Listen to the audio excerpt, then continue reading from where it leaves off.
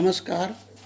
जब हम वर्ग समीकरण A X square plus B X plus C equal 0 को हल करते हैं तो इसके मूल तो एक्स बराबर सूत्र द्वारा जैसे minus B plus minus root B square minus 4ac या किसी भी विधि द्वारा जब निकालते हैं तो क्या होता है, इसके दो मूल हमें प्राप्त होते हैं। तो जब सूत्र का प्रयोग करते हैं तो इस सूत्र में बी स्क्वायर माइनस 4ac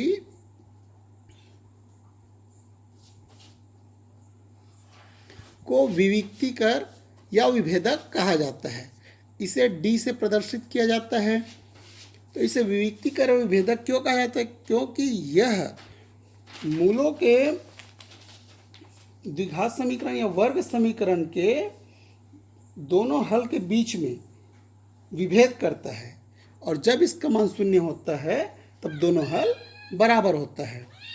अब इसके इसके तो डी का या विभेदक का तीन स्थितियां हो सकती है। तो सबसे पहला स्थिति हो सकता है डी बराबर 0, दूसरा हो सकता है डी बड़ा है 0 से, और तीसरा हो सकता है डी छोटा है 0 से। तो सबसे पहले पहली स्थिति के बारे में सोचते हैं। यदि डी बराबर है 0 से तब x बराबर क्या हो जाएगा, माइनस बी प्लस माइनस ये होगा वर्गमूल में 0 बटे 2a बराबर हो जाएगा माइनस बी बटे 2a। अर्थात जो मूल आएगा, जो मूल होगा वह दोनों क्या होगा, दोनों मूल समान होगा और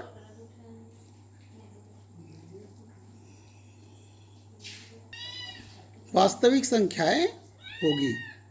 अर्थात इसके दोनों मूल समान और वास्तविक संख्याएं होगी।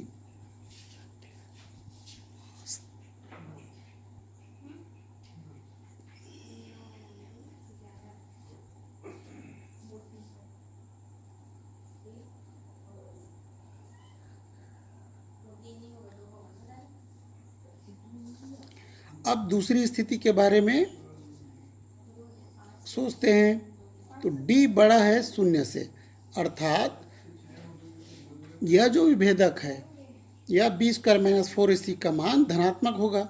मान लिया जाए हम इसका मान 49 लेते हैं तो क्या हो जाएगा, x बराबर माइनस बी प्लस माइनस हो जाएगा वर्गमूल 49 बटे होगा 2a, तो बराबर हो जाएगा माइनस बी प्लस माइनस 7 होगा बटे 2a। अर्थात क्या होगा, माइनस बी प्लस चिन्ह लेते हैं तो प्लस 7 बटे 2a, और अगर माइनस चिन्ह लेते हैं तो माइनस बी माइनस 7 बटे 2a। अर्थात मूल क्या होगा, असमान होगा और वास्तविक होगा, वास्तविक संख्याएं प्राप्त हो गया। तीसरा स्थिति इसका होगा d छोटा है 0 से, अर्थात जो d का मान है या विभेदक का मान है वह ऋणात्मक होगा। मान ले जाए यहाँ पे d बराबर हम ले लेते हैं ऋण 81, तब क्या हो जाएगा,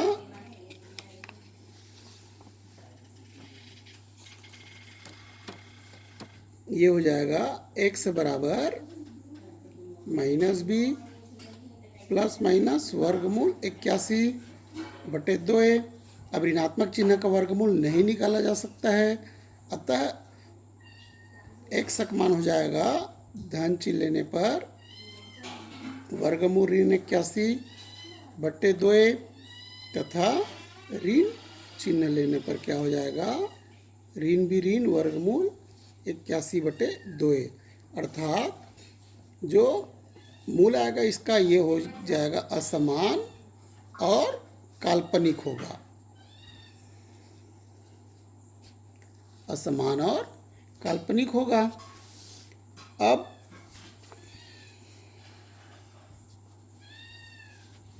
हम वर्ग समीकरण के विभेदक है या विविक्तिकर है, इसको निकालते हैं। तो कैसे निकाला जाता है? यहाँ पर ax² minus plus bx+ c = 0 से तुलना करते हैं तो d बराबर क्या है? b² - 4। इसी विभेदक को निकालने के तरीके, तो समीकरण 4x² - 4x + 1 = 0 में तुलना करने पर क्या हो जाएगा? d बराबर -4² - 4 × 1 क्या हो जाएगा? माइनस माइनस का प्लस और माइनस हो जाएगा 16, तो बराबर हो गया 0। तो इस प्रकार d बराबर क्या हो गया? 0। तो इससे हमें पता चल जाएगा समीकरण का विभेदक निकालने से कि समीकरण के जो मूल हैं या x के मान जो हैं वह समान होगा और वास्तविक होगा। अब इस समीकरण में देखते हैं 2x² + 5x + 5 बराबर 0। तो यहाँ पर पुनः वैसी तुलना करने पर तो d बराबर क्या हो जाएगा? b² तो 5 का स्क्वायर -4 × 2 × 5, तो d बराबर हो जाएगा 25 -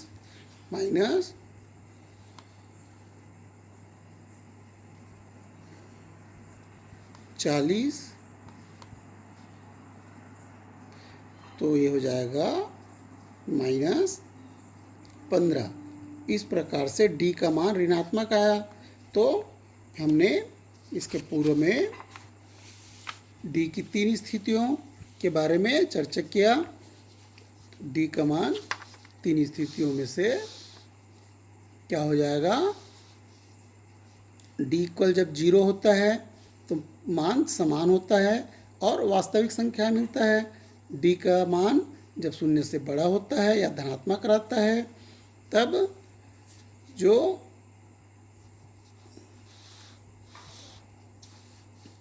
मान है वह क्या होगा? असमान